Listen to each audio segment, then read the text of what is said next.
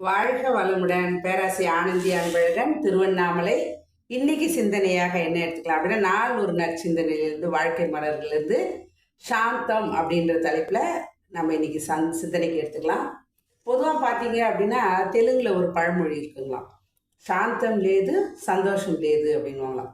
சாந்தமான மனநிலையில் யார் ஒருவர் இருக்கிறார்களோ அவருக்கு தான் பார்த்தீங்க அப்படின்னா சந்தோஷம் கண்டிப்பாக கிடைக்கும் அப்படின்றத அதை விதத்தில் கொடுத்துருக்காங்க. சுவாமிஜி அதை பற்றி என்ன சொல்கிறாருன்றதை நம்ம சிந்திக்கலாம். நாம் சாந்தமாக இருக்கும் போதெல்லாம் நான் கோபத்தை ஒழித்து விடுவேன் என்ற ஒரு திட சங்கல்பத்தை பல தடவை செய்து கொண்டு விழிப்போடு இருந்தால் முதலில் சில சமயங்களில் தோல்வி அடைந்தாலும் பிறகு நிச்சயம் வெற்றி கிடைக்கும். வருமானம் கிடக்கும் போதுதான் சேமித்து வைத்து கொள்ளும் பணம் தேவையான போது உதவியதை போல சாந்தமாக இருக்கும் போதெல்லாம் நாம் கொள்ளும் உறுதி கோபம் எழும்போதெல்லாம் வாழ்வில் திருப்பம் உண்டாக முன் வந்து நிற்கும் அப்படின்றார். பொதுவாக மனித வாழ்வு அப்படி எடுத்துட்டோம் அப்படின்னா இன்பம் துன்பம் இதில் தான் ஓடிட்டு இருக்கு. நானும் மனவளக்கலையில் வரும்போது நானும் இல்லை, எல்லாருமே அனைவரும் பார்த்தீங்க செய்யக்கூடிய ஒரு பெரிய அனைவரும் செய்யக்கூடிய பெரிய தவறு என்ன அப்படின்னா, நம்மை நாம் உணர்ந்து கொள்வதில்லை, தெரிந்து கொள்வதுன்றதால கோபம் ஒரு ஆயுதம் அப்படின்னு நம்ம நினச்சிட்டு இருக்கோம். கோபம், கவலை, சின்ன இதெல்லாம் பார்த்தீங்க அப்படின்னா பெரிய விஷயமா நம்ம நினச்சிட்டு இருக்கோம். ஆனால் தவறு நம்மகிட்ட தான் இருக்கு. சராசரியாக இருக்கக்கூடிய மனித வாழ்வில் பார்த்தீங்க அப்படின்னா இன்ப துன்பம் தான். அதனால தான் நமக்கு எல்லாமே கஷ்டங்கள்.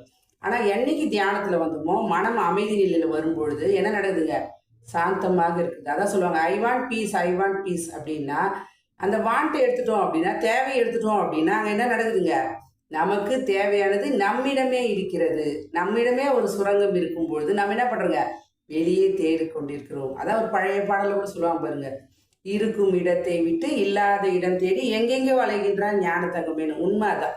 அப்போ நம்ம மற்றவங்க கிட்ட கேட்கறது பெரிய விஷயம் இல்லை, நம்மிடம் இருப்பதை நாம் உணர்ந்து கொள்வது.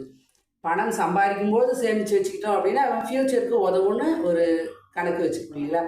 அதுபோல் நம்மளோட ஆயுள் காலம் 120 வருடம்னு சொல்லியிருக்காங்க. நம்ம அவ்வளோ வருஷம் வாழறோமோ இல்லையோ, ஆனால் இருக்கும் வரை எப்படிங்க, நோயற்ற உடலும் ஆரோக்கியமான ஒரு மனநிலையும் வளமான மனநிலையும் வாழ்க்கையில் எல்லா வகையிலும் அமைதியும் இருந்துச்சுன்னாவே வெற்றி எல்லாமே நமக்கு கிடைக்கும்.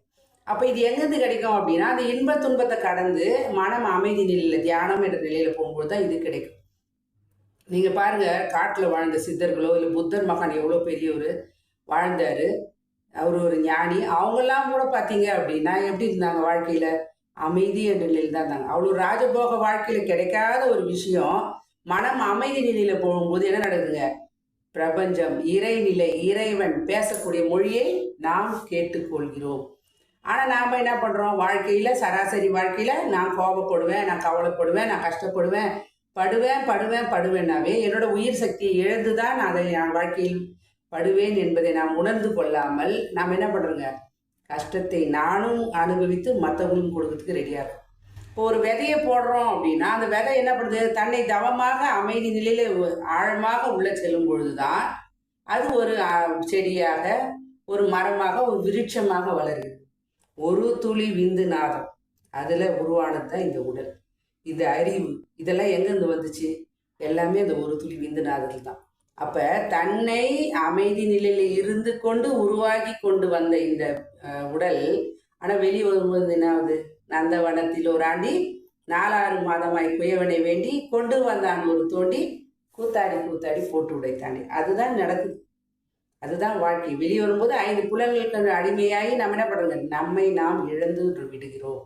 அந்த நிலை இல்லாமல் சுவாமிஜி ஒரு பாடம் சொல்லுவார் பாருங்க, வினைப்பதிவாம் சுமையை விடுத்து தூய்மை பெறவே நினைவாய் உடல் எடுத்தேன், நிலம் மீது விழுந்த பின்னே என்னை மறந்தேன், என் நிலை மறந்தேன் இறைவா, ஆனால் நீ என்னுள் இருந்து என்னை மீட்டு அப்படின்னு.